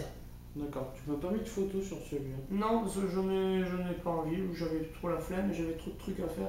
D'accord, mais on va en mettre une petite. Voilà, on en mettra une Pour petite. montrer, Voilà. que- Donc, cet aliment commun, donc connu de tous bien sûr, fait des merveilles. Il tire la chaleur et l'infection vers lui. Il refroidit et apaise les tissus, décongestionne et favorise la guérison. Très utile en cas de plaie, d'ulcère, de brûlure, d'inflammation et de mastite. Alors, la mastite, c'est une inflammation pour vous, mesdames. Une fois j'ai une mastéotite. Ça fait super mal. C'est ici là. Ah À oui. l'os de l'oreille là. Ouais, mais une mastite, c'est encore autre chose. D'accord.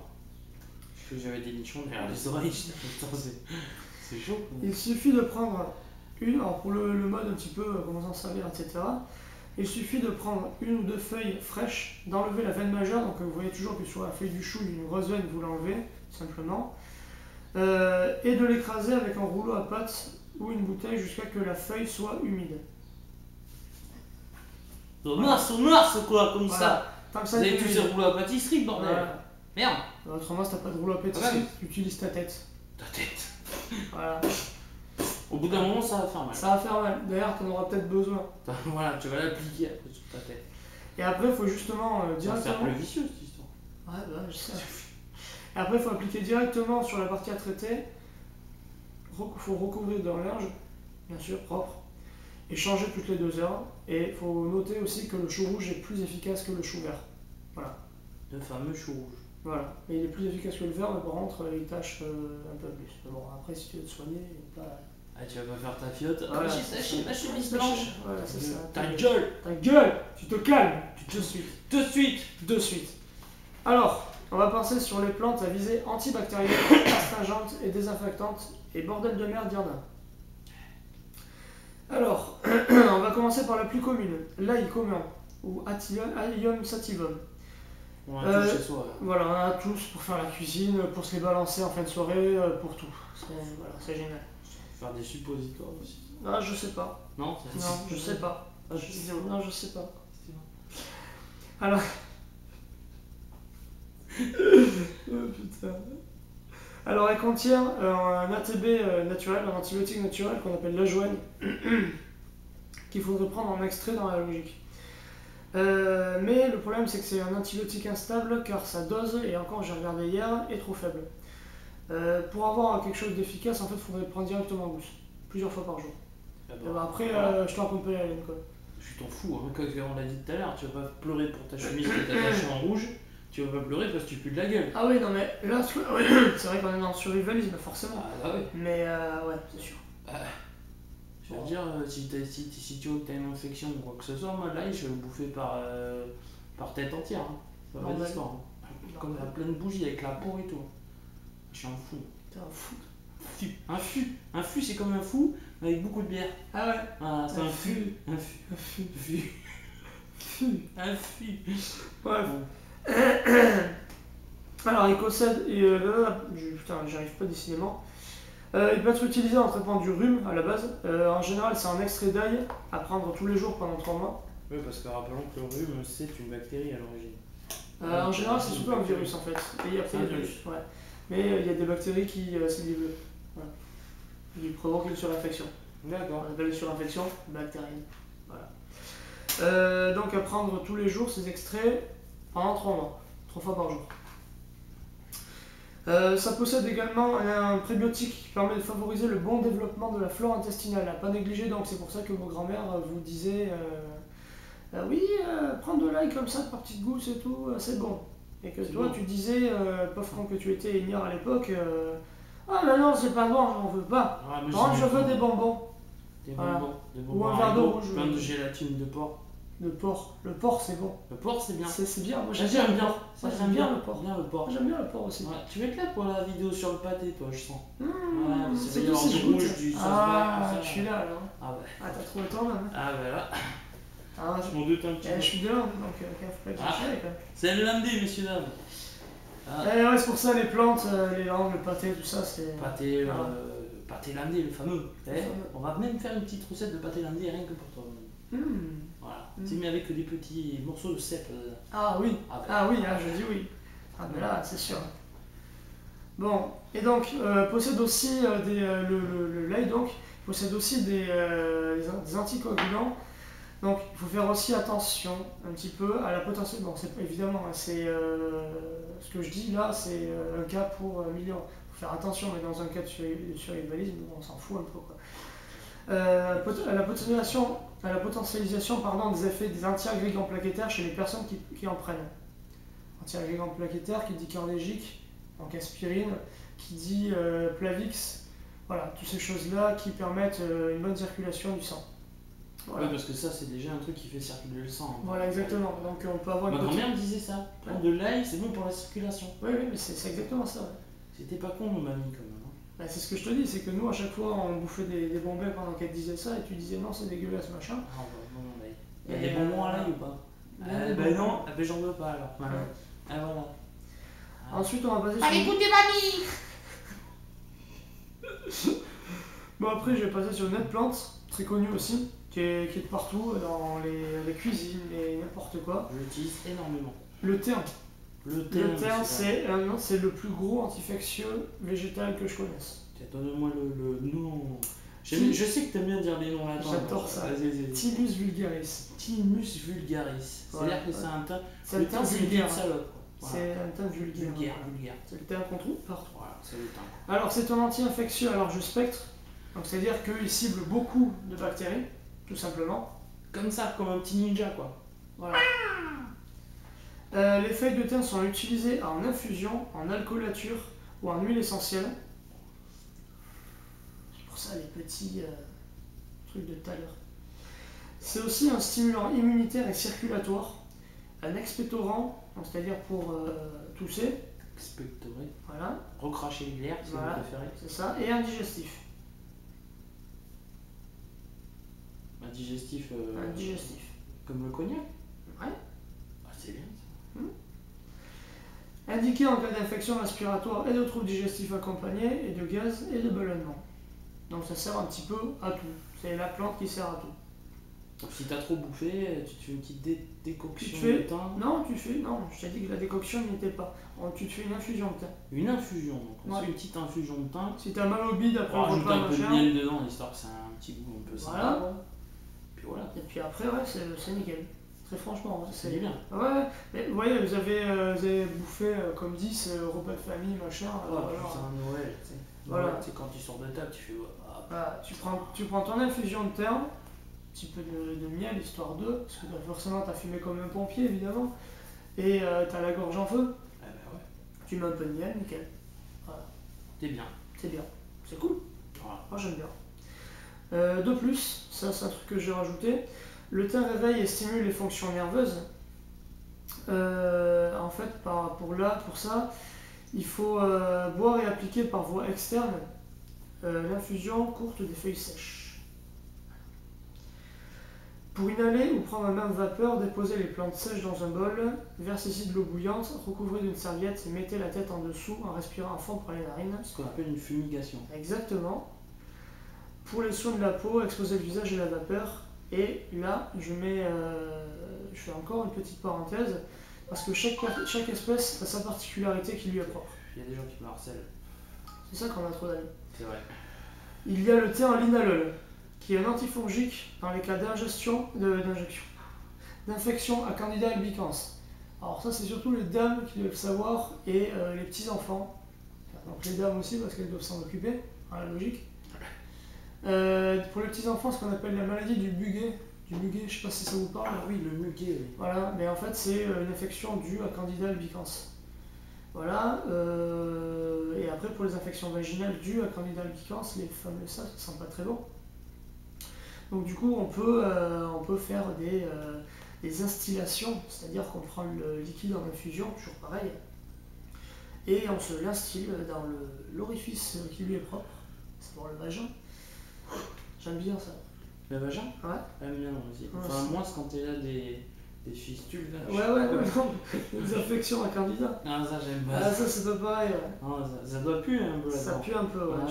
Tu m'étonnes. Voilà. Et après il y a le thé en athymol, qui est un anti-infectieux utilisé dans les cas d'asthénie, donc une fatigue généralisée, comme un peu tout le monde, on est tous un peu crevés en général, ou d'asthme, parce que je vous ai dit que ça avait des vertus immunitaires, circulatoires, et que ça agissait un petit peu sur le niveau pulmonaire. D'accord. D'ailleurs, ça aide à la dilatation du bronche. Pas vraiment, mais c'est surtout en fait un anti-inflammatoire, donc ça va permettre, tu vois, d'expectorer, etc. C'est plus général, c'est pas vraiment axé sur les branches, mais il y a des. Mais ça va faire du bien. L'expectorant, tu vois, ça va agir sur les branches. Ouais. Il y a aussi l'anti-infectieux, donc du coup ça va agir dessus. D'accord. C'est plusieurs choses qui font que ça va avoir une action dessus, quoi. Le thym, très bon le thym. Voilà, le thym très bon. On peut encore l'utiliser dans les dermites, voire les coupereuses. Donc les dermites, c'est l'eczéma, tout simplement. Voilà, après je vais utiliser une plante qui n'est pas du tout connue, et alors pas du tout. Et j'en ai un peu chié pour faire un descriptif très court, mais dessus, qui est l'usné. L'usné. Parce que déjà c'est un peu repoussant. Le nom latin c'est Usnea ESP, donc Especia. Tu vas en chier pour trouver une photo, tu crois? Non, tu vas pencher pour trouver la photo, mais moi pour m'expliquer, voilà. Donc j'ai fait une synthèse, j'ai dit que ce lichen, parce que c'est un lichen quand même, antiseptique, peu connu, pousse dans nos forêts nordiques. Lui aussi est antibactérien et antifongique. Il traite particulièrement bien les infections pulmonaires et génito-urinaires, même titre que le théon, mais là celui-là il est vraiment efficace. C'est celui-là? Alors, juste une photo. Ouais, c'est celui-là. J'en vois tout le temps de ça en plus. Ah, il y en a tout le temps, il y en a partout. D'accord. On utilise. Je mettrai une petite photo ici quand même. Ouais, on vous mettra tout le temps ce qu'il faut, quoi. Ouais. Alors pour l'utilisation. J'essaie d'être sérieux, putain. Tu vois, je sais, mais c'est pas facile à côté de moi. Je suis un branleur, tu le sais. Alors on utilise la teinture du lichen par voie interne ou en l'appliquant directement sur un pied d'athlète ou un impétigo. Alors, ce sont des infections particulières. Le pied d'athlète, c'est les champignons sur les pieds. Exactement, ouais. C'est quand t'as des vieux champis là, qui te Dégueulasse. grattent là, dégueulasse. Voilà, tu sais, la pub que tu vois à la télé. Ouais. Je m'infile, ça s'ouvre. Ah, c'est dégueulasse. La vie de bestiale. Voilà, un truc dégueulasse. Hein. C'est pas beau ça. Non. Ou un impétigo ou encore dilué pour en faire une douche vaginale ou un produit de l'hygiène nasale. Voilà, donc en gros, tout ce qui touche à la sphère ORL d'une manière globale et à la sphère vaginale. Vaginale. Vaginale. Bien. Oui. Moi, c'est quand il y a des trucs bizarres. Ça. Voilà, au nasal. Ensuite, j'en étais où? Donc, encore une autre plante antiseptique, j'y passe très courant dessus parce que tout le monde la connaît. L'eucalyptus radié, qui est aussi un antiseptique, qui est utilisé sur le niveau pulmonaire, globalement, et nasal, donc de toute la sphère orale, encore une fois. On utilise la feuille en huile essentielle, c'est un anti-infection à visée ORL, tout simplement. Voilà, c'est tout ce que j'ai à dire. Le basilic, Oxymum basilicum, j'espère qu'ils ont entendu, Oxymum basilicum. On utilisera les feuilles et les sommités fleuries en infusion, poudre, essence ou cataplasme. Il y a d'autres choses aussi, mais j'en ai supprimé, c'est les essentiels pour moi.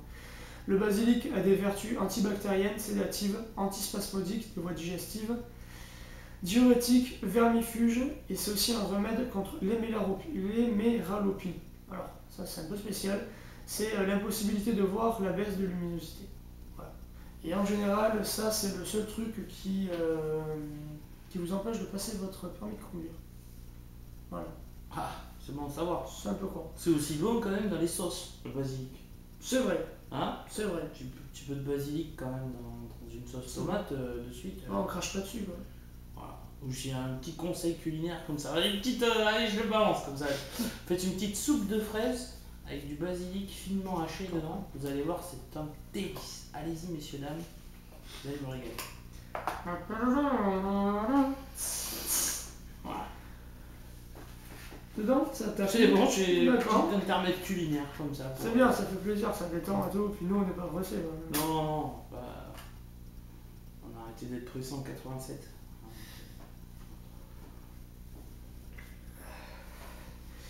Alors, j'en étais où? Oui, petit point historique, encore une fois. Faut savoir que depuis l'Égypte antique, on utilise le basilic pour la momification. Ça date pas d'hier et ça se voit, pardon, à quel point c'est efficace. Voilà. Voilà, tout simplement.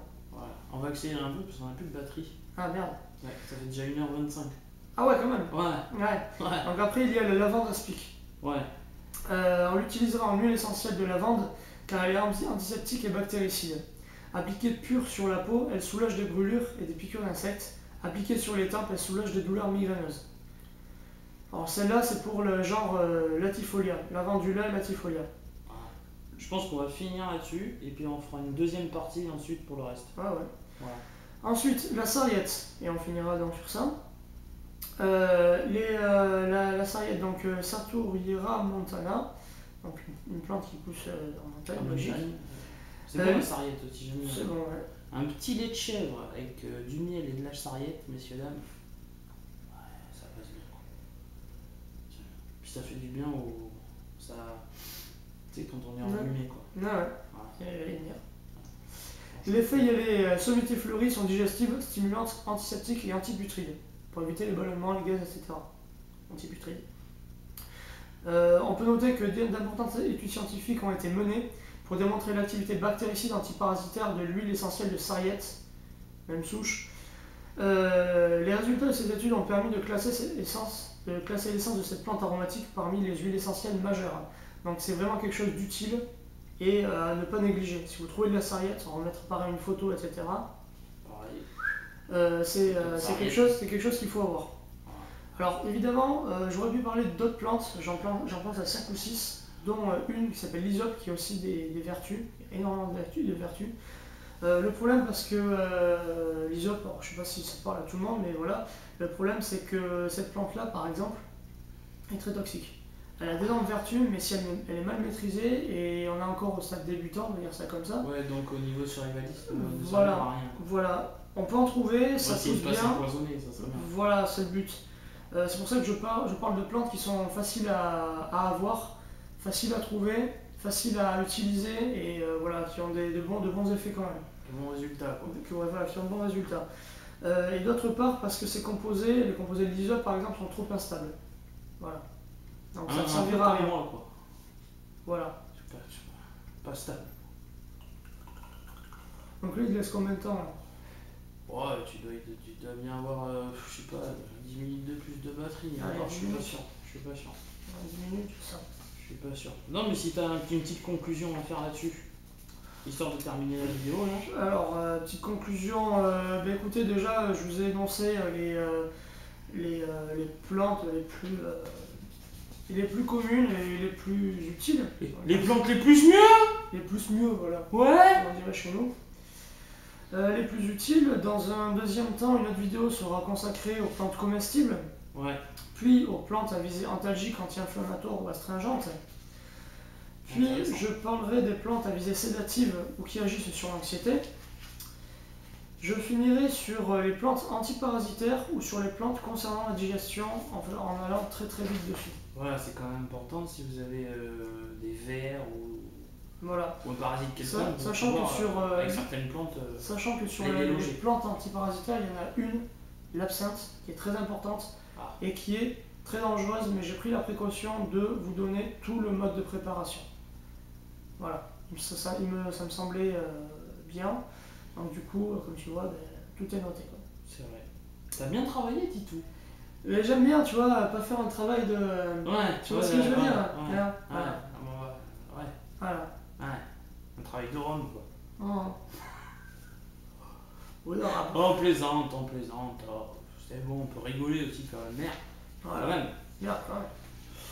Donc voilà, Donc, c'était voilà. la première vidéo sur les plantes. Sur les plantes, il y en aura, je pense, une ou deux autres, plus après, des vidéos explicatives sur les préparations, donc on fera des engluants. Ouais, soit des ongles. Or, moi je pensais faire une pommade dans un premier temps, pommade à l'acide salicylique à 1%, quelque chose de très classique.